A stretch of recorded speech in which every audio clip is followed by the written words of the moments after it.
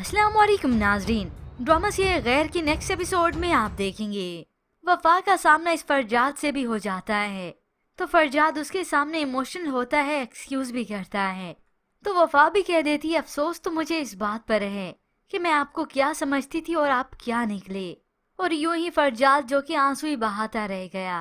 अब फरजाद जिस तरह से काफी वेल मैनर्ड है, डिसिप्लिन्ड इंसान है, इसकी शादी भी अपनी उसी सेक्रेटरी से ही होगी जो आधे दिमाग से तो खिसकी है। एक तरफ तो वफा जिसे अपनी बाप की मोहब्बत, उसकी शफकत मिल गई, इज्जत मिल गई, मगर दूसरी जानिब उसे सालिस से टूटता हुआ ताल्लुक दुख दे रहा है। वो चाह कर भी सालिस को नहीं कहती क्योंकि अब की बार सालिस खुद ही फैसला करे। और सालिस से उसे बार बार याद आती है वफा की। वो तो ख्यालों में भी वफा को ही देखता है। सोकर उठा तो वफा को अपने सामने देखकर खुश हो जाता है।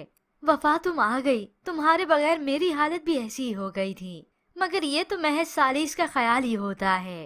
इधर शिफा जो कि बार बार फोर्स करती है सालिस को कि अब तो वफा को छोड़ दो, किस चीज का तुम्हें इंतजार है, हमारा काम तो अब बहुत आसान हो चुका है, अब तो तुम्हें इस बात का भी गिल्ट नहीं होगा कि तुम उसे छोड़ दोगे तो उसका क्या होगा।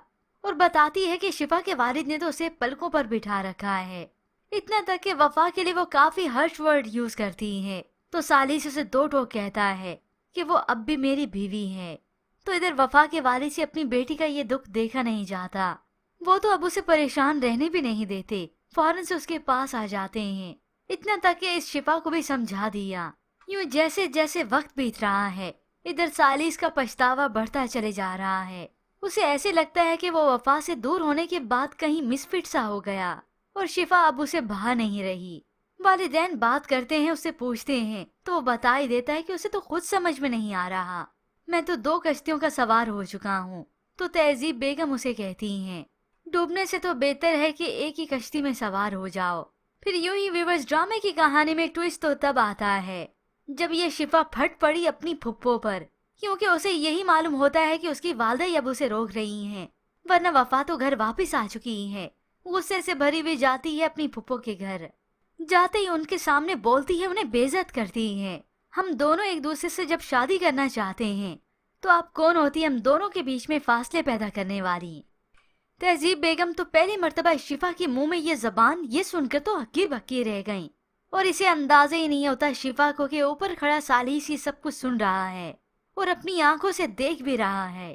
तो पीछे से सालिस के वालिद आकर इस शिफा को टोकते हैं, ये तुम कैसे बात कर रही हो। और पीछे से फिर सालिस भी आ गया। वो एकदम से पलटी तो सालिस को अपने सामने ही पाती है।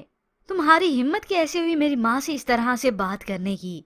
और उसे बेइज्जत करके अपने घर से निकालता है, दफा हो जाओ यहाँ से और अब यहाँ पर कभी तुम कदम मत रखना। इस शिफा की असलियत सामने आने के बाद तो सालिस को बहुत दुख होता है कि मैं शिफा को समझ ही ना सका और इस वफा की कदर ना कर सका। मेरे माँ बाप को किस तरह से वो हथेली का छाला बना कर रखती थी, उन्हें पलकों पे बिठाती थी, इतनी इज्जत देती थी। और आज शिफा की हरकतें देखने के बाद सालिस को फैसला करने में कोई मुश्किल नहीं होगी कि वो वफा का ही इंतखाब करे। और बाकी रही ये शिफा, इसका रिश्ता तो हो ही चुका है, देख ही रहे हैं, उस सियासतदान के बेटे से जो कि अमीर कबीर भी है और पावर वाले भी हैं। और फिर एंट्री होती है उस सियासतदान की जिसके आगे पीछे गार्ड्स होते हैं। शिफा उसे देखकर हैरान हो जाती है। हो सकता है शिफा का ये कोई पुराना क्लास फेलो ही निकले। पर व्यूअर्स आपके ख्याल में क्या शिफा को उसके जोड़ का मिलेगा, जैसे वो बदतमीज है, खुदसर है, अनापरस्त है।